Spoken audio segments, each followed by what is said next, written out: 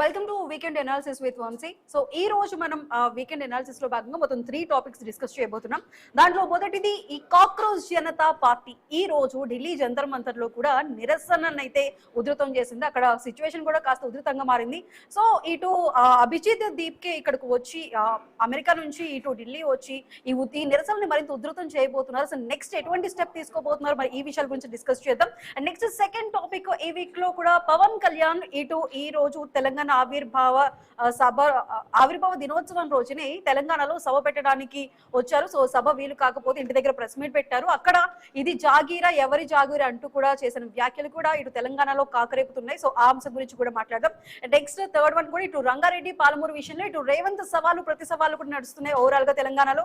So ఈ 3 ఇష్యూల గురించి మాట్లాడదాం. ముందుగా మనం అసలు ఈ జంజీ స్టార్ట్ చేసిన ఈ కాక్రోచ్ జనతా పార్టీ గురించి వంశీ. సో ఇది మనం స్టార్టింగ్ అంతా కూడా ఇది ఒక క్రేజీగా ఏదో జెన్జీ యూత్ కి సంబంధించి ఇక్కడ ఎగ్జామినేషన్ కి కానీ లేదంటే ఇటువైపు రాజకీయ వ్యవస్థలో ఉన్న అసహనాన్ని వ్యక్తపరిచే ఒక ఆన్లైన్ ఉద్యమంగా ఇది స్టార్ట్ అయింది. కానీ ఇది చూస్తుంటే ఈ రోజు ప్రత్యక్ష క్షేత్రంలోకి ప్రత్యక్ష పోరాటంగా ఈ ఉద్యమం అనేది దిగింది. అసలు ఈ జెన్జీ పార్టీ చేస్తున్న ఈ ఉద్రిక్తతలు కానీ లేదంటే ఈ నిరసనలు కానీ ఎంతవరకు వెళ్లే అవకాశం ఉండబోతుంది?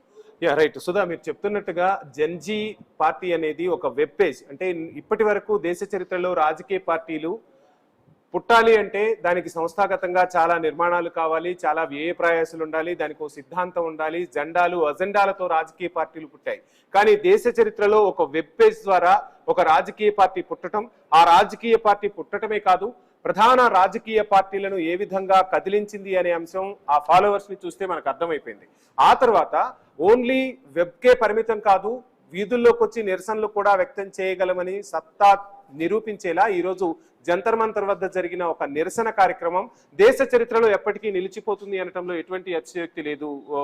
సుధా, ఇక్కడ ఇంకొక అంశం మనం మాట్లాడుకుంటే, ముందుగా అక్కడ అభిజిత్ యుఎస్ నుంచి ఇక్కడికి రావటానికి ముందే పిలుపివ్వటం దేశ చరిత్రలో ఎప్పుడూ లేని విధంగా వాళ్ళు కొన్ని క్లియర్ ఇండికేషన్స్ ఇచ్చారు. అంటే ఒక ధర్నా చేసేటప్పుడు ఎంత శాంతియుతంగా ఉండాలి, అందరూ కూడా ఒక బుక్ తీసుకొని రావాలని చెప్పి ఆయన ఒక పిలుపునిచ్చాడు. అంటే దేశంలో విద్య అనేది చాలా అవసరం, విద్యా వ్యవస్థపై పూర్తి ప్రక్షాళన జరగాలి అని చెప్పి ప్రజల్లోకి ఒక సందేశం వెళ్లేలా పక్కా ప్లాన్ తో ఈరోజు జంతర్ మంతర్ వద్ద జెన్జీ అయితే నిరసన చేపట్టింది. ఈ నిరసనలో భాగంగా వాళ్ళు చేసిన కమెంట్స్ చూస్తే, మేక్ ఇన్ ఇండియా చేస్తారని చెప్పి మేము మీకు అధికారం ఇస్తే మీరు చేసింది లీక్ ఇన్ ఇండియాగా మారిపోయింది, దేశంలో నీట్ పరీక్షను నిర్వహించలేని స్థితిలోకి ఎందుకు ప్రభుత్వాలు వెళ్లిపోయి, ఒక నీటే కాదు సిబిఎస్ఈకి సంబంధించి మొత్తంగా విద్యా వ్యవస్థ దేశంలో ప్రక్షాళన జరగాల అని ఈరోజు అందరూ కూడా చర్చించుకునేలా జంతర్ మంతర్ వద్ద జరిగిన నిరసనతో దేశవ్యాప్త చర్చ అయితే సాగుతుంది. అందులోనూ ప్రధానంగా వాళ్ళు చేస్తున్న డిమాండ్ ఏంటి అంటే, ధర్మేంద్ర ప్రధాన్ రాజీనామా చేయాలని డిమాండ్ చేస్తూ ఉన్నారు. ఇక్కడ ఇంకొక అంశం కూడా మనం మాట్లాడుకోవాలి. ప్రతిపక్షం అనేది ఒకటి ఉంది, బలంగా ఉంది కాంగ్రెస్ అనేది. ఈ ప్రతిపక్ష పాత్రను ఈ రోజు జెన్జీ తీసుకుందా, కాక్రోచ్ పార్టీ తీసుకుందా అంటే ఎస్, ఆ విధంగానే పరిస్థితులు కనిపిస్తున్నాయి. యువత మొత్తం జెన్జీ వైపు నడుస్తుంది, జెన్జీ గురించి మాట్లాడుకుంటున్నారు. అందులో వాళ్ళు లేవనెత్తే అంశాలు కూడా దేశంలో రాజకీయ పార్టీలకు ముచ్చమటలు పట్టిస్తున్నాయనటంలో నిజంగానే మేనిఫెస్టోలో పెట్టిన అంశం కానీ లేదంటే జెన్జీ చెబుతున్న అంశాలు కానీ, ఇప్పుడు ఏ విధంగా జడ్జిలు ఉన్నారు, రిటైర్ అయిపోయిన తర్వాత రాజ్యసభ సీట్ ఇవ్వకూడదు, అదేవిధంగా 50% మహిళలకు కూడా ఇవ్వాలి. సో కొన్ని అంశాలు ఏవైతే ఉన్నాయో అవి ప్రతి ఒక్కరూ కూడా దాన్ని కావాలి, మార్పు రావాలి రాజకీయ పరంగా అని చెప్పి ప్రతి ఒక్కరు కోరుకుంటారు. కానీ అది నిజంగా కార్యరూపం దారుస్తుందో? ఇప్పటి వరకు కూడా ఒక మామూలుగా ఆన్లైన్ ఉద్యమం ఏదో వెనక ఉండి నడుస్తుంది అనుకున్నారు. కానీ ఇప్పుడు అది ప్రత్యక్ష పోరాటంలోకి దిగింది. నిజంగా మేనిఫెస్టో ప్రకారం ఇప్పుడు ముఖ్యమైన కీలకమైన ఈ నీట్ లీక్ కి సంబంధించి కూడా ఇప్పుడు గళమెత్తుతుంది కాక్రోచ్ జనతా పార్టీ. మరి ఏ విధంగా అసలు నిజంగానే ముందుకు వెళ్ళబోతుంది? అసలు ఇవన్నీ కూడా ఈ అంశాలు అసలు కార్యరూపంలోకి వస్తాయా? సుధా, మీరు అన్నట్టుగా మాట్లాడటం వేరు, ఆ మాటలను చేతల్లో చూపించటం వేరు. అందులోనూ భారతదేశం లాంటి ప్రదేశంలో భారతదేశం లాంటి ప్రజలు అంటే భిన్నత్వంలో ఏకత్వం ఉంటుంది. ఇక్కడ రకరకాల మైండ్ సెట్లు ఉంటాయి.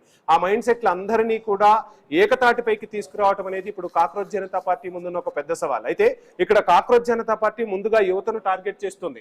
ఇక్కడ ప్రాంతాలకు అతీతంగా, మతాలకు అతీతంగా దేశం అంటేనే మనం కాపాడుకోవాలి, ఆ దేశంలో ఏ విధంగా పౌరులు ఉండాలి, మనకు పౌరులకు కావాల్సిన హక్కులేంటి, విధులేంటి అనేది రాజ్యాంగం ఎప్పుడో చెప్పింది. వాటన్నింటినీ మరిచిపోయి చాలా కాలం అవుతుందా అన్నట్టుగా ఇప్పుడు జెన్జీ లేవనెత్తుతున్న ప్రశ్నలు సమాజాన్నే కాదు రాజకీయ పార్టీలను కూడా ఆలోచింపజేస్తున్నాయి, సమాజాన్ని చైతన్యవంతం కూడా చేస్తున్నాయి. మీరు చెప్పినట్టుగా రాజ్యసభ సీట్లు అనేది, రాజ్యసభను మనం పెద్దల సభ అని పిలుస్తాము సుధా, ఒక రకంగా అక్కడ కళాకారులు అంటే రకరకాల రంగాలలో విశిష్ట సేవలు అందించిన వాళ్ళను ఆ పెద్దల సభకు పంపే సాంప్రదాయం కాస్త ఇప్పుడు పార్టీలకు అదొక ప్రెస్టీజియస్ గా మారిపోయింది అండ్ ఫండింగ్ గా కూడా మారిపోయిందన్న విమర్శలు వినిపించాయి. పెద్దల సభ కాస్త పెద్దవాళ్ళు ఎవరు అంటే మనీ ఎక్కువ ఉన్న వాళ్ళే రాజ్యసభకు వెళ్తున్నారా అన్న పరిస్థితులు కనిపిస్తున్న తరుణంలో జంజీ లేవనెత్తిన అంశాలు మాత్రం దేశ ప్రజలను ఆలోచింపజేశాయనటంలో ఎటువంటి సందేహం లేదు.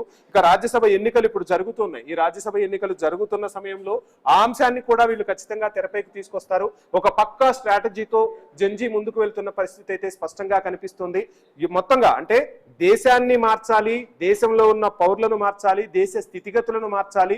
సో భారత్ ఎక్కడా కూడా ఏ దేశానికి కూడా తక్కువ కాదు అంటూ ఒకవైపు దేశభక్తిని చెప్తూనే రాజకీయ పార్టీలు చేస్తున్న విధ్వంసాన్ని, రాజకీయ పార్టీలు ఎన్నో ఏళ్లుగా అంటే ఎవరు ప్రశ్నించలేరన్నట్టుగా వాళ్ళు చేస్తున్న విధ్వంసాలు ఏవైతే ఉన్నాయో వాటన్నింటినీ ప్రశ్నిస్తూ సామాన్యుడికి కూడా అర్థమయ్యే రీతిలో జంజీ తన పోరాటాన్ని అయితే కొనసాగిస్తుంది. ఇప్పుడు జరిగిన ఈ జంతర్ మంతర్ లో కూడా మొత్తం 8 లక్షల మంది యువత నుంచి కూడా సంతకాల సేకరణ అనేది చేశారు. అంటే ఇంత మంది ఈ సిజెపికి సపోర్ట్ చేస్తున్నారంటే యువతలో ఎంత అసహనం అనేది ఈ రాజకీయ వ్యవస్థల మీద పేరుకుపోయి ఉందో మనకు అది క్లియర్ కట్ గా అర్థమవుతుంది. 8 లక్షల మంది కూడా సంతకాలు చేశారు ఇటు వ్యవస్థల్ని ప్రక్షాళన చేయాల్సిందే అని. సో ఈ ఉద్యమం అయినా సరే ఏమైనా ప్రక్షాళన దిశగా ఏమైనా ముందుకు వెళ్ళే అవకాశం ఉంది. ఎందుకంటే ఇన్ని రోజులు బట్టి కూడా ఆన్లైన్ లో మీమ్స్ వీటితోనే రాజీనామా చేయాలి అంటున్నారు. ఇప్పుడు ప్రత్యక్ష పోరాటంలోకి వచ్చారు. ఖచ్చితంగా సుధా, మొదటి అంశం వాళ్ళు ధర్మేంద్ర ప్రధాన్ రాజీనామా తీసుకున్నారు. నీట్ పేపర్ లీకేజ్ అనేది ఒక రకంగా దేశవ్యాప్తంగా కూడా చర్చనీయాంశమైంది. ఒకసారి మనం మాట్లాడుకుంటే ఒక పరీక్షకు ప్రిపేర్ అవ్వాలి అంటే ఎన్నో వ్యయ ప్రయాసాలు వచ్చి ఆ పరీక్షకు ప్రిపేర్ అవుతూ ఉంటారు. ఒక సామాన్య కుటుంబం గురించి మనం మాట్లాడుకునే ప్రయత్నం చేద్దాం సుధా. సామాన్యుడికి ఈరోజు వైద్య వృత్తి అనేది ఒక కళగా మిగిలిపోతున్న పరిస్థితుల్లో వాళ్ళు ఎన్నో వ్యయ ప్రయాసాలు వచ్చి ఇప్పుడు తల్లిదండ్రులనే చూస్తే 8th క్లాస్ 9th క్లాస్ నుంచి ఆ పిల్లలకు వాళ్ళు కోచింగ్ ఇవ్వడం కోసం ఎన్నో త్యాగాలు చేస్తూ ఉంటారు. భారత్ లాంటి సామాన్య మధ్యతరగతి కుటుంబాలలో నుంచి ఒక డాక్టర్ రావాలి అంటే ఆ కుటుంబ త్యాగం ఎంతో ఉంటుంది. ఆ కుటుంబ త్యాగాల కన్నీళ్ళు అనేవి మనం నీట్ పేపర్ లీకేజ్ విషయంలో చూసాం. చాలా తల్లిదండ్రుల హృదయాలను కదిలించాయి. అందులోనూ వాళ్ళ మనసులు కూడా చాలా పసి మనసులు ఉంటాయి, చాలా ప్రిపేర్ అవుతూ ఉంటారు. ఎన్నో త్యాగాలు చేస్తే గానీ ఆ ప్రిపరేషన్ పూర్తవదు. అలాంటి వాళ్లకు లీకేజ్ గండం అనేది ఖచ్చితంగా ఒక ప్రశ్నగా మిగిలిపోతూ ఉంది. సో మరలా పరీక్ష రాస్తాం, మరలా లీకేజీలు జరగకుండా ప్రభుత్వాలు చర్యలు తీసుకోగలుగుతాయా అన్న ప్రశ్నలు కూడా వినిపిస్తున్నాయి. చైనాలో 2 లక్షల మందికి పైగా 3 లక్షల మందికి పైగా 5 లక్షల మందికి కూడా ఒకేసారి పరీక్షా విధానాన్ని నిర్వహిస్తున్న తరుణంలో మన దేశంలో ఎందుకు ఆన్లైన్ లో పరీక్ష నిర్వహించలేకపోతున్నాం? నీట్ లాంటి పరీక్షను ఆఫ్లైన్ లో నిర్వహించాల్సిన అవసరం ఏంటి? అండ్ రాష్ట్రాల నుంచి కూడా తీవ్ర వ్యతిరేకత వ్యక్తమైంది. స్టాలిన్ లాంటి వాళ్ళు డైరెక్ట్ గా గలం విప్పారు. మా రాష్ట్రంలో మేము పరీక్ష నిర్వహించుకుంటాం, ఎందుకు ఇంత గందరగోళాన్ని సృష్టిస్తున్నారంటూ దక్షిణాది రాష్ట్రాలు గొంతెత్తాయి. ఇప్పుడు దక్షిణాది రాష్ట్రాల వాయిస్ ని కాక్రోచ్ జనతా పార్టీ వినిపిస్తుంది కాబట్టి దక్షిణాది రాష్ట్రాల్లో ఎవరైతే ఈ అంశాలన్నీ తెరపైకి తెచ్చారో వీళ్ళందరి మద్దతు కూడా అటు కనిపిస్తూ ఉంటుంది. రకరకాలుగా కొన్ని రాజకీయ పార్టీలు ఇప్పుడు శివసేనకు సంబంధించి కూడా ఆదిత్య ఠాక్రే స్పందించారు, కాక్రోచ్ కు మద్దతు తెలిపారు. ఇలా యువత టీఎంసీ నుంచి కూడా మద్దతు లభిస్తుంది. చాలా మంది సుధా అంటే ఒక రాజకీయ ప్రత్యామ్నాయంగా కాక్రోచ్ ఎదగబోతుందా అంటే ఫ్యూచర్ లో ఏదైనా జరగచ్చు. అంటే ఒక రాజకీయ పార్టీకి ఏవైతే సిద్ధాంతాలు ఉండాలో ఆ సిద్ధాంతాలు చెప్పి కాలయాపన చేసిన రాజకీయ పార్టీలకు కార్యాచరణలోనే మా సిద్ధాంతాలు ఏంటి, మేము ఎందుకోసం పోరాటం చేస్తున్నాం అనేది సుస్పష్టంగా కనిపిస్తోంది. ఇప్పుడు కేంద్రంలో అధికారంలో ఉన్న భారతీయ జనతా పార్టీకి ఈ రోజు జంతర్ మంతర్ జరిగిన ధర్నా పెద్ద అంశమే. దానికి సంబంధించి ధర్మేంద్ర ప్రధాన్ ను రాజీనామా చేయించబోతున్నారా? కేబినెట్ విస్తరణ కూడా ఉంది. కేబినెట్ విస్తరణలో ఆ నిర్ణయం తీసుకొని సంతృప్తి పరిచే ప్రయత్నాలు చేయబోతున్నారా? ఏం జరగబోతుంది? మోడీ మదిలో ఏముంది అనేది మాత్రం ఇప్పుడు ప్రశ్నార్థకమే. మొత్తంగా ఈ రోజు కాక్రోచ్ జనతా పార్టీ మాత్రం ఫస్ట్ వాళ్ళకే 6 కొట్టిందని చెప్పాలి. దేశంలో యువతను ప్రజలను ఆలోచింపజేయటంలో పూర్తిగా జంజీ సక్సెస్ అయింది. కాక్రోచ్ జనతా పార్టీ సక్సెస్ అయిందా అంటే ఎస్, ఆ విధంగానే వాళ్ళందరూ కూడా మాస్కులు పెట్టుకొని వచ్చారు. కాక్రోచ్ మాస్కులు పెట్టుకొని వచ్చారు. ఆ మాస్కుల గురించి కూడా పెద్ద ఎత్తున చర్చ జరిగింది. మేము ప్రశ్నిస్తాం, మేము ప్రశ్నించడానికే ఉన్నామని చెప్పి కూడా వాళ్ళు చెప్తున్న పరిస్థితి. రాజకీయ పార్టీలు అనేవి కులాల పరంగా లేదంటే మతాల పరంగా ఉంటుంది. దీంట్లో అంటే ఇప్పుడు ఒక ఎగ్జామ్ రాస్తున్నప్పుడు ఆ విద్యార్థి మాత్రమే కాదు కుటుంబ సభ్యులు కూడా ఎంతో ఆవేదనకి లోనవుతూ ఉంటారు, అంతే ఒత్తిడిని అనుభవిస్తూ ఉంటారు. ఇప్పుడు ఏంటంటే ఇది బీజేపీ పార్టీ వాళ్ళకి సంబంధించిందా లేదంటే మైనారిటీ వాళ్ళకి సంబంధించింది ఇలాంటి ఎవరికి సంబంధం లేదు. ఇది మొత్తంగా కూడా యువతకి సంబంధించింది. రాబోయే భారతదేశంలో ఉన్న భావితరానికి సంబంధించిన సమస్య. ఈ సమస్య మీద ఈ కాక్రోచ్ జనతా పార్టీ అనేది గళమెత్తింది. ఇది ఇంకాస్త రాజకీయ పార్టీకి ఏమైనా రూపుదిద్దుకునే అవకాశాలు ఉండబోతున్నాయి. ఎందుకంటే ఇటు మెయిన్ పాయింట్ ఏంటంటే వంశీ, ఇటు అభిజిత్ కూడా ఇప్పుడు ఆల్రెడీ అమెరికా నుంచి వచ్చారు, ఇంకా నాయకులతో కూడా ఇంకా మీటింగ్లు జరగబోతున్నాయి అనే టాక్ కూడా బయటకు వస్తుంది. ఖచ్చితంగా ఇప్పుడు ఒక పోరాటం చేస్తున్నప్పుడు ఆ పోరాటానికి సంబంధించి ఆ భావాలు, ఆ భావజాలం ఎవరికైతే కనెక్ట్ అవుతుందో వాళ్ళందరూ కూడా అభిజిత్ కు సపోర్ట్ ఇస్తారు. అండ్ ఇక్కడ ముఖ్యంగా మాట్లాడుకుంటున్న అంశం ఏదైతే ఉందో విద్యా వ్యవస్థకు సంబంధించి ఇప్పుడు దేశంలో మొత్తం కూడా పెద్ద ఎత్తున చర్చ జరుగుతుంది. సుధా, మీరు చక్కని మాట చెప్పారు. సామాన్య మధ్యతరగతి కుటుంబాలు ఈ రోజు విద్యపై ఎంత ఖర్చు చేస్తున్నాయో, ఆ ఖర్చు చేయాలంటే ఎన్ని త్యాగాలు చేయాలో ప్రతి ఒక్క కుటుంబం కూడా ఆలోచించుకుంటుంది. సో విద్యా వ్యవస్థ ప్రక్షాళన జరగాల్సిన అవసరం ఉంది. రాజకీయ పార్టీలు కానీ, అధికారంలో ఉన్న పార్టీలు, ప్రతిపక్ష పార్టీలు చెప్తున్న మాట ఒక్కటే, దేశంలో ఎన్నో ఉచితాలు ఇస్తున్న రాజకీయ పార్టీలు ఎందుకు విద్యను, వైద్యాన్ని ఉచితంగా ఇవ్వలేకపోతున్నాయి అనేది ఈ రోజు సామాన్యుడి నుంచి వినిపిస్తున్న ప్రశ్న. కాక్రోచ్ జనతా పార్టీ కనుక ఈ అంశాన్ని తెర మీదకు తీసుకుని వచ్చి విద్యను, వైద్యాన్ని కులాలకు, మతాలకు, ప్రాంతాలకు అతీతంగా ఉచితంగా ఇవ్వగలుగుతాము అనే అంశాన్ని మాత్రం తెరపైకి తీసుకొచ్చి ప్రజల్లోకి ఈ అంశాన్ని తీసుకెళ్లగలిగితే ఖచ్చితంగా కాక్రోచ్ జనతా పార్టీ రాబోయే రోజుల్లో చాలా ప్రధాన పార్టీలకు ప్రత్యామ్నాయంగా తయారయ్యే అవకాశాలు ఉంటాయి. ప్రజల మద్దతు కూడా లభిస్తుంది. ఎందుకు ఈ అంశం మనం మాట్లాడుకోవాల్సి వస్తుందంటే, అమెరికా లాంటి దేశాల్లోనే +2 వరకు ఉచిత విద్య ఉంది. అందుకు భారతదేశంలో ఆ ఉచిత విద్యను అమలు చేయలేకపోతున్నారు. చాలా రాజకీయ పార్టీల్లో పనిచేస్తున్న నాయకులకు, రాజకీయ పార్టీల నాయకుల స్కూళ్లు, కాలేజీలే కొనసాగుతున్నాయి. ఒక రకంగా దందా కొనసాగుతుంది. భారతదేశంలో వ్యాపారంగా మారినవి ఏవైనా 2 ఉన్నాయి అంటే విద్యా, వైద్యం అనేది పూర్తిగా వ్యాపారంగా మారిపోయాయి. సామాన్యుడు తట్టుకోలేని పరిస్థితి కనిపిస్తుంది. కాబట్టి కాక్రోచ్ పార్టీ ఆ అంశానికి సంబంధించి కాన్సన్ట్రేట్ చేస్తే మాత్రం రాబోయే రోజుల్లో రాజకీయ పార్టీలకు గట్టి ఎదురుదెబ్బే తగులుతుంది. కాక్రోచ్ పార్టీకి మాత్రం ప్రజల మద్దతు లభిస్తుందనడంలో ఎటువంటి సందేహం లేదు. ఓకే వంశీ, సో మనం సెకండ్ టాపిక్ చూస్తే ఇప్పుడు మనం పవన్ కళ్యాణ్ ఇటు తెలంగాణ వచ్చి తెలంగాణ ఆవిర్భావ దినం రోజు ఇక్కడ మాట్లాడిన మాటలు తెలంగాణ వ్యాప్తంగా కూడా గట్టి కాకరేపాయని చెప్పొచ్చు. ఎందుకంటే ఇటు తెలంగాణలో లక్షల మంది జనసేన కార్యకర్తలు ఉన్నారు. ఇక్కడికి రావాలంటే మేమేమైనా పాస్పోర్ట్ తీసుకొని రావాలి, ఇదేమైనా మీ అయ్య జాగిరా అంటూ కూడా ఇక్కడ ఉన్న నాయకుల్ని ప్రశ్నించిన తీరు, అదే విధంగా దానికి కౌంటర్ కూడా ఇటు ఆల్రెడీ కాంగ్రెస్ పార్టీ నుంచి కానీ బీఆర్ఎస్ పార్టీ నాయకుల నుంచి కానీ గట్టి కౌంటరే పవన్ కూడా వచ్చింది. నిజంగా మా అయ్య జాగిరే, మా తాతలది, రేపొద్దున మా బిడ్డలది అంటూ కూడా ఎవరైతే ఈ సభలో అంటే ఈ ప్రెస్ మీట్ లో మాట్లాడినప్పుడు పవన్ కళ్యాణ్ ఎక్కడైతే గద్దర్ ప్రస్తావన తీసుకొచ్చారో గద్దర్ కుమార్తె వెన్నెల కూడా దీని మీద క్లారిటీ ఇచ్చారు. ఇది మా అయ్య జాగిరే, రేపొద్దున మా నెక్స్ట్ జనరేషన్ కూడా ఇది మాదే అంటూ కూడా ఈ టాపిక్ జాగీరు అనేది ఇప్పుడు మొత్తం ఈ తెలంగాణ వ్యాప్తంగా కూడా ఇటు పవన్ కళ్యాణ్ నిజంగానే తెలంగాణ పాలిటిక్స్ లోకి రాబోతున్నారా, అసలు ఏం జరగబోతుంది, ఇది మాత్రం మాది అంటూ కూడా ఇక్కడ కాంగ్రెస్, బీఆర్ఎస్ గట్టిగా అయితే సమాధానం ఇస్తున్నాయి. సో ఓవరాల్ గా ఏం జరగబోతుంది? జూన్ 2 అంటే తెలంగాణ ఆవిర్భావ దినోత్సవం. ఆ రోజున అసలు ఏం చర్చ జరగాలి సుధా? ప్రభుత్వం 99 రోజుల ప్రగతి నివేదిక ప్రోగ్రాం పెట్టుకుంది. ఆ తర్వాత ప్రధాన ప్రతిపక్షం బీఆర్ఎస్ కూడా తెలంగాణ మేము సాధించిన తెలంగాణలో 10 సంవత్సరాలు ఏం చేశాం, ఆ అంశాల గురించి మాట్లాడుకోవాలి. అంటే పొత్తిళ్లలో ఉన్న పసిపాప 10 ఏళ్ల వయసుకు వచ్చింది. ఒక దశాబ్దం గడిచి మరో దశాబ్దం గడిస్తే నవ యవ్వన దశకు నా తెలంగాణ చేరుకుంటుంది. అప్పటికి ప్రపంచంలో, అదేవిధంగా దేశంలో ఏ విధంగా తెలంగాణ ఉండాలి, ఏ విధంగా ముందడుగేయాలి, ఇప్పటి వరకు సాధించిన ప్రగతి ఏంటి, ఇకపై సాధించాల్సిన ప్రగతి ఏంటి, ఈ అంశాల గురించి చర్చ సాగాల్సిన సమయం. అండ్ అమరవీరుల త్యాగాల గురించి మాట్లాడుకోవాలి. త్యాగాల పునాదుల మీద ఏర్పడిన తెలంగాణలో అమరవీరుల త్యాగాల గురించి వారిని స్మరించుకోవాల్సిన రోజున పవన్ కళ్యాణ్ ఇక్కడికి రావటం, తను సభ పెడతాననటం, ప్రభుత్వం ఆ సభకు అనుమతి ఇవ్వకపోవటం, తర్వాత తన ఇంట్లో ఆ ప్రెస్ మీట్ నిర్వహించడం ఒక రకంగా రాజకీయ దుమారాన్ని రేపింది. ఇక్కడ 2 రాష్ట్రాల నాయకుల గురించి మనం మాట్లాడుకోవాలి. 2 రాష్ట్రాల్లో ఉన్న పార్టీల గురించి మనం మాట్లాడుకుంటే సుధా, రాష్ట్రం విభజన జరిగింది కానీ 2 రాష్ట్రాల్లోని ప్రజలు కూడా ఈ రోజుకి కూడా అన్నదమ్ముల్లాగానే కలిసి ఉంటున్నారు. సో ఈ రాష్ట్రం నుంచి ఆ రాష్ట్రానికి, ఆ రాష్ట్రం నుంచి ఈ రాష్ట్రానికి సత్సంబంధాలు కొనసాగుతూనే ఉన్నాయి. హైదరాబాద్ లో కూడా ఆంధ్ర వాళ్ళు చాలా మంది ఇక్కడే సెటిల్ అయిన వాళ్ళు ఉన్నారు. ఇక్కడ ప్రజల మధ్య ఎక్కడా కూడా విద్వేషం అనేది లేదు, రాదు. ఆ పరిస్థితులు కూడా ఎక్కడా కనిపించట్లేదు. గత బీఆర్ఎస్ ప్రభుత్వంలో అయినా, ఇప్పుడున్న కాంగ్రెస్ ప్రభుత్వంలో అయినా అందరూ కూడా 2 రాష్ట్రాల ప్రజలు కూడా సఖ్యతతోనే మెలుగుతున్న పరిస్థితుల్లో పవన్ కళ్యాణ్ ఇక్కడికి వచ్చి సభ పెడతాను అని అనటం, ఆ సభకు నవనిర్మాణ సభ అనే పేరు పెట్టడం, ఆ సభను ప్రభుత్వం వ్యతిరేకించడం, ఆ తర్వాత పవన్ కళ్యాణ్ ప్రెస్ మీట్ లో చాలా కీలక వ్యాఖ్యలు చేశారు. తెలంగాణ ఎవరి జాగీరు, నేను తెలంగాణలోనే నా పార్టీని పెట్టాను, జనసేన ఇక్కడే ఊపిరి పోసుకుంది, నాలో పోరాట పటిమ కూడా ఇక్కడి నుంచే వచ్చింది.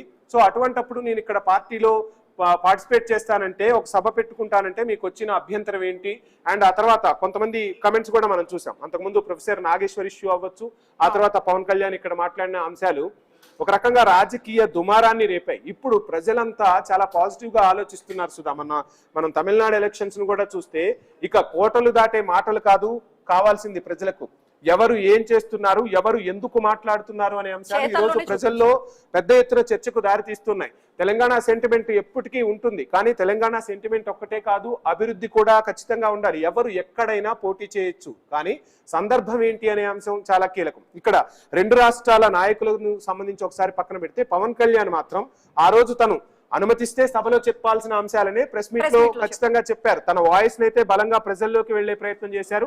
పవన్ ఇక్కడ తన ఏదైతే చేయాలనుకున్నారో ఆ ప్లాన్ ను ఖచ్చితంగా పవన్ ఇంప్లిమెంట్ చేశారు. కానీ రెండు రాష్ట్రాలకు సంబంధించి విభజన హామీలు నేటికి కొనసాగుతూ ఉన్నాయి. ఆ విభజన హామీలకు సంబంధించి కేంద్రంతో ఎందుకు వీళ్ళు కలిసి పోరాడట్లేదు? తెలుగు రాష్ట్రాల ప్రజలు అన్నదమ్ములుగా ఉండాలంటున్న నాయకులు అందరూ కలిసి విభజన హామీలకు సంబంధించి ఎందుకు ఆ అంశాలు చర్చ దిశగా పోరాడట్లేదు? ఇటు తెలంగాణకు సంబంధించి కొన్ని అంశాల్లో నిధులు రావాల్సింది, అటు ఆంధ్రప్రదేశ్ కు నిధులు రావాల్సి ఉంది. ఇప్పటికీ అక్కడ రాజధాని నిర్మాణం ఇంకా కొనసాగుతూ ఉంది. మరోవైపు అనిరుద్ధ్ రెడ్డి లాంటి చేసిన వ్యాఖ్యలు 5,000 ఎకరాలు ఇస్తాం, ఎక్కడొచ్చి రాజధాని కట్టుకోండి అంటాం. ఇవి కాదు, ప్రజలకు చాలా సమస్యలు ఉన్నాయి. చాలా సమస్యలపై దృష్టి పెట్టాల్సిన సమయంలో ఒక రకంగా రాజకీయ దుమారం అయితే రేగింది తెలంగాణ ఆవిర్భావ దినోత్సవం రోజున. విభజన జరిగి 12 ఏళ్ళు అవుతున్నా ఇంకా తేలాల్సినవి ఇటు ఆంధ్రప్రదేశ్ కి తెలంగాణకి తేలాల్సిన లెక్కలు చాలా కనిపిస్తున్నాయి. ఇప్పుడు అది వదిలేసి ఇటు తెలంగాణ రాజకీయం గురించి మాట్లాడడం, పవన్ కూడా వస్తే నేను ఇక్కడ ఎవరికి భయపడేది లేదు, ఇక్కడ నా జనసేన కార్యకర్తలు చాలా మంది ఉన్నారు, నెక్స్ట్ టైం నేను వస్తాను, నేను వచ్చి ఇక్కడ పోటీ చేస్తామన్నట్లుగా చెప్పడం, ఇదంతా కూడా అంటే ఉండాల్సిన అంశాన్ని కాకుండా ఇటు తెలంగాణ మీద కాన్సన్ట్రేట్ చేస్తున్నారు పవన్ కళ్యాణ్ అంటూ మాట్లాడుతున్నారు. అదేవిధంగా కేటీఆర్ కూడా చెప్పినట్టు ఇది భూమిపుత్రుల జాగీర్ మాత్రమే, ఎవరిది కాదు అంటూ కూడా చెప్పారు. దానికి కౌంటర్ కూడా ఇటు పవన్ కళ్యాణ్ ఇచ్చినప్పుడు అక్కడ పోటీ చేసేది కూడా భూమిపుత్రులే అంటూ కూడా గట్టి రీసౌండ్ వచ్చేలా కౌంటర్ ఇచ్చారు. ఎందుకంటే ఇప్పుడు కాంగ్రెస్ పార్టీ ఇప్పుడు ఏదైతే అధికారంలో ఉందో కాంగ్రెస్ పార్టీ కూడా అది నేషనల్ పార్టీ. సో ఆ నేషనల్ పార్టీ ఇక్కడికి వచ్చి ఇక్కడ అధికారంలో ఉన్నప్పుడు అక్కడ పవన్ కూడా ప్రశ్నించారు కదా, కేరళ వెళ్ళి వాయనాడులో రాహుల్ పోటీ చేయొచ్చు, ప్రియాంక గాంధీ ఎవరు ఎక్కడైనా పోటీ చేయొచ్చు, కానీ ఆ అంశాలు ఏంటి, ఎప్పుడు ఏం చేస్తున్నాము, ఏం మాట్లాడుతున్నాం అనే అంశాలే చుట్టూనే తిరుగుతుంది రాజకీయం. కానీ మోడీ హైదరాబాద్ లో సభ పెట్టిన తర్వాత రాజకీయ పరిణామాలు చకచకా మారుతూ వచ్చాయి. సో మోడీ ఇక్కడికి వచ్చిన తర్వాత అక్కడ హెచ్ఐసిలో రేవంత్ రెడ్డితో మాట్లాడటం, రేవంత్ రెడ్డితో మాట్లాడిన తర్వాత చంద్రబాబు నివాసానికి, పవన్ కళ్యాణ్ నివాసానికి వెళ్లటంతోనే ఈ అగ్గి అనేది రాజేసుకుంది. ఆ తర్వాత ప్రొఫెసర్ మాటలు, ప్రొఫెసర్ కి పవన్ కళ్యాణ్ కు ఉన్న యుద్ధం కాస్త ఇక్కడ పొలిటికల్ యుద్ధంగా టర్న్ తీసుకుంది. ఇక్కడ తెలంగాణలోని చాలా మంది మేధావులు అవ్వచ్చు, రాజకీయ పార్టీల నాయకులు అవ్వచ్చు, వీళ్ళందరూ కూడా పవన్ కళ్యాణ్ పై దుమ్మెత్తిపోసే ప్రయత్నం చేశారు. ఓవైపు అటు కాంగ్రెస్ కూడా పవన్ మాట్లాడిన తర్వాత ఇమీడియట్ గా స్పందించింది, అటు కేటీఆర్ కూడా రియాక్షన్ ఇచ్చారు. సో ఈ పరిణామాలన్నీ జరుగుతూ ఉన్నాయి. ఏం జరగబోతుంది అంటే రాబోయే ఎన్నికల్లో జనసేన, భారతీయ జనతా పార్టీ, తెలుగుదేశం పార్టీ పోటీ చేయబోతున్నాయా? దక్షిణ తెలంగాణలో కాస్త కొన్ని జిల్లాల్లో తెలుగుదేశానికి సామాజిక వర్గంకి సంబంధించి ఇంకా మద్దతు ఉంది అన్న పరిస్థితులు కనిపిస్తున్నాయి. భారతీయ జనతా పార్టీ పూర్తిగా అధికారంలోకి రావాలంటే ఇటు పవన్ కళ్యాణ్ చరిష్మాని, అదేవిధంగా తెలుగుదేశం పార్టీకి సంబంధించిన ఓటు బ్యాంకును, బీసీలలో కూడా తెలుగుదేశం పార్టీ ఈ రోజుకి బలంగా ఉంది, ఆ ఓటు బ్యాంకును లాక్కునే ప్రయత్నం చేస్తుందా అనేది భవిష్యత్తులో మనకు ఖచ్చితంగా ఒక క్లారిటీ అయితే వచ్చే అవకాశాలు ఉన్నాయి. కానీ ఖచ్చితంగా జనసేన పోటీ చేయబోతుంది అంటే పొత్తుతో పోటీ చేస్తుందా, లేదంటే సింగిల్ గా పోటీ చేయబోతున్నారనే అంశాలు మాత్రం మరికొద్ది రోజుల్లో పూర్తి క్లారిటీ అయితే వచ్చే అంశాలు అయితే కనిపిస్తున్నాయి. సుధా, ఓకే వంశీ, సో ఈ రోజు మనం డిస్కస్ చేస్తున్న 3 టాపిక్లో లాస్ట్ టాపిక్ మనకి పోలవరం రంగారెడ్డి ప్రాజెక్ట్ కి సంబంధించి కూడా చాలా రోజుల నుంచి కూడా ఇదొక అంశం. పాలమూరు రంగారెడ్డి ఎత్తిపోతల ప్రాజెక్ట్ కి సంబంధించి చాలా రోజులు బట్టి ఈ అంశం నానుతూనే వస్తుంది. దీని మీద ఇటు ఆల్రెడీ సీఎం రేవంత్ రెడ్డి ఇటు సవాళ్ళు ప్రతి సవాళ్ళు నడుస్తూనే ఉన్నాయి. అసలు ఓవరాల్ గా ఈ పాలమూరు రంగారెడ్డి ప్రాజెక్ట్ కి సంబంధించి ఏ విధంగా ఉంటుంది? పాలమూరు రంగారెడ్డి అనేది రాజకీయ పార్టీలకు ఒక రాజకీయ అంశంగా మారుతుందా అంటే ఖచ్చితంగా అవుననే సమాధానం చెప్పాల్సి ఉంటుంది సుధా. ఎందుకంటే ఎన్నికలు వచ్చినప్పుడు ముందుగా పాలమూరు అంశాన్ని తెరపైకి తెస్తారు.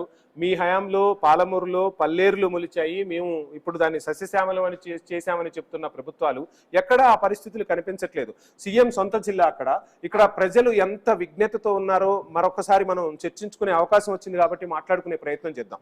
తెలంగాణలో అసెంబ్లీ ఎన్నికలు జరిగిన తర్వాత పార్లమెంట్ ఎన్నికలు జరిగాయి. అసెంబ్లీ ఎన్నికలు జరిగి ఆ జిల్లాకు సంబంధించిన వ్యక్తి సీఎం అయిన తర్వాత కూడా పాలమూరు జిల్లా వాసులు భారతీయ జనతా పార్టీ అభ్యర్థి డీకే అరుణకు పట్టం కట్టారు అంటే చాలా విజ్ఞతతో ఆలోచించారు అక్కడి ప్రజలు. ఎందుకు అంటే మన సీఎం ఉన్న ఇక్కడికి రావాల్సిన నిధులు రావాలి, పాలమూరు ప్రాజెక్టు పూర్తవ్వాలంటే కేంద్రం నుంచి నిధులు రావాలి అని చెప్పి భారతీయ జనతా పార్టీకి అక్కడ ఎంపీ సీట్ను గెలిపించారు ప్రజలు. ఇక్కడ ఇంకొక అంశం కూడా మాట్లాడుకోవాలి. నిన్న సభలో సీఎం చాలా ఘాటుగా మాట్లాడారు. సో అంతకుముందు కేసీఆర్ రాజీనామా చేసినప్పుడు కూడా కేసీఆర్ ని కూడా పాలమూరు వాసులు పార్లమెంటుకు పంపించారు. ప్రభుత్వాలు మారుతున్నాయి, అభ్యర్థులు మారుతున్నారు, కానీ పాలమూరు ప్రజల తలరాత మాత్రం నేటికి మారలేదు అనేది మాత్రం సుస్పష్టంగా కనిపిస్తోంది. నేటికి తాగునీటి కోసం, సాగునీటి కోసం వాళ్ళు యుద్ధాలు చేయాల్సిన పరిస్థితులే కనిపిస్తున్నాయి. ఎందుకు ఆ చిత్తశుద్ధి లోపిస్తోంది అన్నది కూడా ప్రజలు ఈరోజు ప్రశ్నిస్తున్న పరిస్థితి అయితే కనిపించింది. నిన్న ఒక 2 రోజుల పర్యటన అయితే సీఎం అక్కడ చేశారు. మొత్తంగా పాలమూరు రంగారెడ్డికి సంబంధించి ఒక కదలిక వచ్చిందని చెప్తున్నారు. గత ప్రభుత్వం ఏమో చేయాల్సిందంతా మేమే చేశాం, ఇంకా కొంత పని ఉంది, ఆ పనిని కూడా ప్రస్తుత ప్రభుత్వం చేయలేకపోతుందన్న విమర్శలు అయితే తలెత్తుతున్నాయి. కాళేశ్వరం లాంటి ప్రాజెక్టు ప్రపంచమే అబ్బరపోయేలా నిర్మించామన్న ప్రాజెక్టుకు సంబంధించి పెద్ద ఎత్తున చర్చ జరిగినప్పుడు దక్షిణ తెలంగాణలో పోలవరం రంగారెడ్డి, పాలమూరు రంగారెడ్డి ప్రాజెక్టు ఎప్పటి నుంచో ఈ అంశం నడుస్తున్నప్పుడు ఎందుకు దక్షిణ తెలంగాణలోని ఈ ప్రాజెక్టుపై గత ప్రభుత్వం దృష్టి సారించలేదన్న అంశం తెరపైకి వచ్చినప్పుడు అక్కడ హరీష్ రావు కూడా క్లారిటీ ఇచ్చే ప్రయత్నం చేశారు. మొత్తంగా పాలమూరు రంగారెడ్డి అనేది ఒక రాజకీయ అంశంగానే నేటికైతే కనిపిస్తుంది. ఆ ప్రజల గోస తీర్చే పరిస్థితి ఎప్పుడు వస్తుందా అని చెప్పి అక్కడ ప్రజలు కూడా ఎదురు చూస్తున్నారు. చాలా సార్లు చాలా మందిని వాళ్ళు రాజకీయాల్లో ఎక్కడ పోటీ చేసినా వాళ్ళందరినీ కూడా చట్టసభలకు పంపించింది, వాళ్ళ ఆశ నెరవేరుస్తారు, సాగునీటి గోసను తీరుస్తారు అన్న పరిస్థితులే కనిపించాయి. ఆ విధంగానే ప్రజలు తీర్పునిచ్చిన రాజకీయ పార్టీల్లో మాత్రం ఎప్పుడు ఈ అంశం నలుగుతూనే ఉంది. దీన్ని ఒక పొలిటికల్ అజెండాగానే చూపిస్తూ ఉన్నారు. మేము అధికారంలోకి వస్తే పాలమూరు రంగారెడ్డి పూర్తి చేస్తామని చెబుతున్న ప్రభుత్వాలు మాత్రం అధికారం కోల్పోయిన తర్వాత కూడా ప్రతిపక్షంలో ఉండి ఆ విధంగానే మాట్లాడుతున్నాయి. కానీ ఆ ప్రజల ఆశని గోసని తీర్చిన ప్రభుత్వాలు ఆల్రెడీ 10 ఏళ్ల పాటు అధికారంలో ఉన్న బీఆర్ఎస్ కూడా మేము పాలమూరు రంగారెడ్డి ప్రాజెక్ట్ ని 90% మేము పూర్తి చేస్తాం. ఇప్పుడు ఎక్కడైతే ప్రాజెక్ట్ కంప్లీట్ చేసి అక్కడ నీరు విడుదల చేస్తే ఎక్కడ బీఆర్ఎస్ కి పేరు వస్తుందని చెప్పి కావాలని కాంగ్రెస్ గవర్నమెంట్ ఆపిందని చెప్తున్నారు. ఇటు కాంగ్రెస్ గవర్నమెంట్ ఏమో అది మీరు పూర్తి చేయలేదు, దాంట్లో ఇంకా చేయాల్సి ఉన్నాయి, ఇంకా పనులు పూర్తి కాలేదంటూ కూడా ఇటు కాంగ్రెస్ చెప్తుంది. ఒక పక్క నుంచి ఇటు కేంద్రం నుంచి నిధులు రావాల్సి ఉన్నాయంటూ కూడా ఇదో టాపిక్ వస్తుంది. ఇదంతా కేవలం రాజకీయ ఎజెండా కోసం మీరు అన్నట్టు ఇది కేవలం రాజకీయ ఎజెండాగే మారుతుంది తప్ప అక్కడ ఉన్న ప్రజల అవసరాలు తీర్చే విధంగా మాత్రం అది ముందుకు వెళ్ళట్లేదు. సో ఓవరాల్ గా అసలు ఈ ప్రాజెక్ట్ ఏమైనా ఇప్పుడు చెప్పినట్టు రేవంత్ రెడ్డి చెప్పినట్టు మేము ప్రతి ఒక్కరికి నీళ్ళు ఇస్తాం, నీళ్ళు ఇచ్చే మేము ఓట్లు అడుగుతాం, ఏ విధంగా సరే మేము గెలుస్తాం అంటూ చెప్తున్నారు. ఇటేమో బీఆర్ఎస్ ఏమో మీరు ఓడిపోతారంటూ చెప్తుంది. ఆ సవాళ్ళు ప్రతి సవాళ్ళు నడుస్తున్నాయి తప్ప ప్రజలకి సంబంధించి ప్రజలకి అవసరమైన సాగునీటి కానీ తాగునీటి అవసరాలు కానీ పూర్తిగా తీరటం లేదు. ఇక్కడ మనం మాట్లాడుకుంటే అటు హరీష్ రావు స్పందించారు, ఇటు రేవంత్ స్పందించారు, డీకే అరుణ అక్కడ ఎంపీగా ఉన్నారు. ఎక్కడైనా స్పందించారా అంటే ఎక్కడా కూడా మనకు ఆ వార్త కనిపించట్లేదు. సో ఎందుకు అంటే ముగ్గురు కలిసి సమన్వయంగా వెళ్తే తప్ప అక్కడ సమస్య పరిష్కారం కాదు. రాజకీయ పార్టీలు క్రెడిట్ కోసం తాపత్రయపడుతూ ఉంటే ఆ క్రెడిట్ ప్రజలు ఎప్పుడు ఎవరికి ఇవ్వాలో ఖచ్చితంగా ఇస్తారు. కానీ ఇంతకుముందు మనం చాలా సందర్భాల్లో మాట్లాడుకునే వాళ్ళం, పలానా రాజకీయ నాయకుడు వచ్చి ఈ పథకాన్ని ప్రవేశపెట్టారు, ఈ పథకం వాళ్ళ నుంచి స్ఫూర్తి పొందింది అని చెప్పి మాట్లాడుకున్నాం. ఇప్పటికీ కూడా ప్రజలు స్మరిస్తూ ఉంటారు. మనకు ఇండ్లు ఇప్పుడు ఇందిరమ్మ ఇండ్లు అవ్వచ్చు, కేసీఆర్ టైంలో డబుల్ బెడ్రూమ్ ఇళ్ళు అవ్వచ్చు, ఇండ్లు అనగానే ఇందిరాగాంధీ గుర్తొస్తారు. అదే విధంగా రేషన్ బియ్యం అనగానే 2 రూపాయల కిలో బియ్యం ఇచ్చిన ఎన్టీ రామారావు గుర్తొస్తారు. ఆరోగ్యశ్రీ అనగానే మన వైఎస్ఆర్ గుర్తొస్తారు, రాజు ఆరోగ్యశ్రీ అనగానే. ఇట్లా చాలా సందర్భాల్లో మిషన్ భగీరథ తీసుకుంటే ఇప్పుడు కేసీఆర్ గుర్తొస్తున్నట్టుగా ఒక్కొక్క పథకానికి వన్న తెచ్చిన ఎంతో మంది నాయకులు ఉన్నారు. ఇప్పుడు ఒక నియోజకవర్గం చూసుకుంటే ఆ నియోజకవర్గ ప్రజల ఆశలను మోసేది ఆ ప్రాంత నాయకుడు.